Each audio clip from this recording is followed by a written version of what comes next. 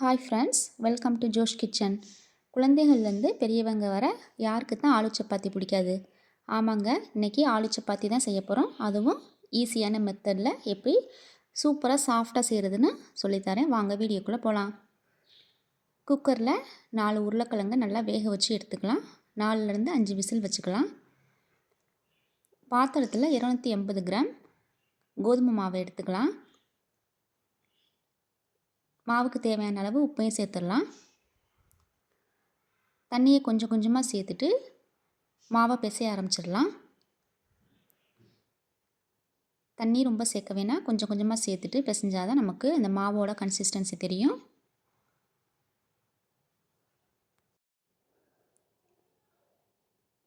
மாவு நல்லா பிசைஞ்சாச்சு. இது கூட கொஞ்சமாக ஆயில் சேர்த்துட்டு இன்னும் நல்லா பிசைஞ்சிடலாம்.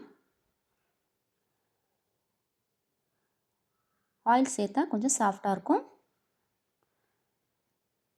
அவ்வளோதான். இதை அப்படியே ஒரு 10 நிமிஷம் நம்ம விட்டுறலாம். இப்போ நம்ம உள்ள ஸ்டஃபிங் வைக்கிறதுக்கு கிழங்கு மசாலாவை ரெடி பண்ணிடலாம். உருளைக்கிழங்கு வேக வச்சதை இந்த மாதிரி மசிச்சு எடுத்துக்கலாம். உருளைக்கிழங்கை நல்லா மசிச்சிடணும். அப்போ நமக்கு சப்பாத்தி தேய்க்கும் போது ஈஸியாக இருக்கும். கடாயில் தேவையான அளவு எண்ணெய் சேர்த்துட்டு கொஞ்சமாக சீரகம் பொரிய விடலாம். சீரகம் பொரிஞ்சதும் 2 பெரிய வெங்காயத்தை நல்லா பொடியாக கட் பண்ணிவிட்டு சேர்த்துடலாம். கூடவே கொஞ்சமாக உப்பையும் சேர்த்துட்டு வெங்காயம் நல்லா பொன்னிறமாக வர வரைக்கும் நல்லா வதக்கிடலாம். சின்ன வெங்காயம் பெரிய வெங்காயம் எது வேணாலும் சேர்த்துக்கலாம்.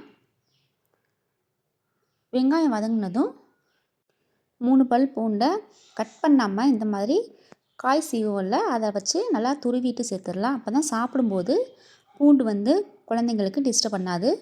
இப்போ கொஞ்சமாக மஞ்சள் தூள், கொஞ்சமாக கரம் மசாலா, காரத்துக்காக கொஞ்சமாக மிளகாய்த்தூள், கொஞ்சமாக சாட் மசாலாவையும் சேர்த்துக்கலாம். சாட் மசாலா ஆப்ஷனல் தான், இல்லைன்னா வேணாம். மசாலாவோட பச்சை வாசனை போகிற வரைக்கும் நல்லா வதக்கிடலாம்.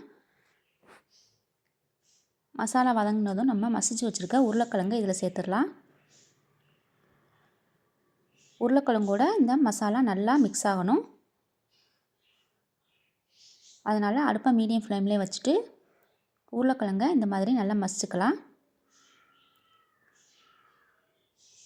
உப்பு இல்லைன்னா உப்பு சேர்த்துக்கோங்க.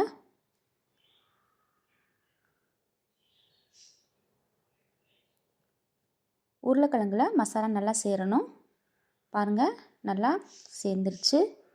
அவ்வளோதான். ஃபைனலாக கொத்தமல்லி இலைகளை தூவிடலாம்.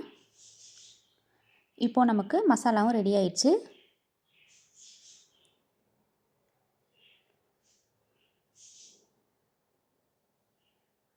அடுத்து நம்ம சப்பாத்தி தேய்க்க ஆரம்பிச்சிடலாம்.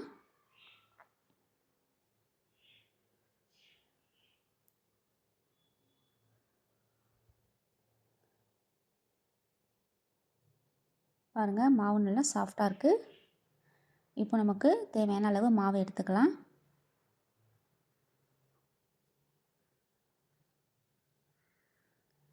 இந்த மாதிரி மாவு நம்ம பச்சை மாவு தேய்ச்சிட்டு ரொம்பவும் பெருசாக இல்லாமல் ரொம்பவும் குட்டியாக இல்லாமல் நார்மல் சைஸில் இந்த மாதிரி தேய்ச்சிக்கலாம் முதல்ல.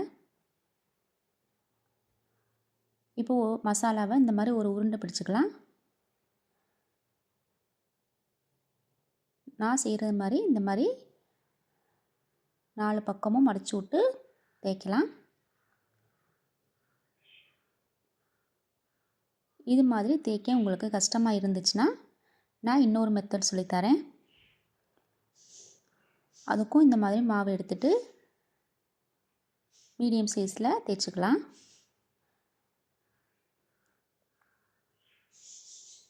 அதே மாதிரி மசாலாவை உள்ளே வச்சுட்டு இந்த மாதிரி மடக்கிக்கோங்க. ஈஸியாக தான் இருக்கும். இது பண்ணிவிட்டு மேலே உள்ள எக்ஸ்ட்ரா மாவை எடுத்துடலாம்.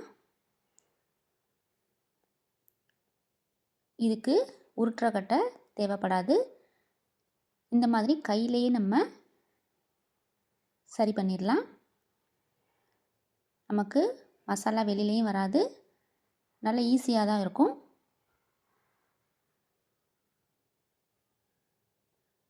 இந்த மாதிரி கையிலே பண்ணால் மசாலா வெளியில் வராது, நமக்கு நல்லா வரும். பாருங்கள், அவ்வளோதான். இது அப்படியே நம்ம தோசைக்கல்லில் போட்டு எடுத்துடலாம். சப்பாத்தி தேய்க்க தெரியாதவங்க இந்த மாதிரி ஈஸியான மெத்தடில் செஞ்சுக்கோங்க. லைட்டாக எண்ணெய் தடவிட்டு திருப்பி போட்டுடலாம்.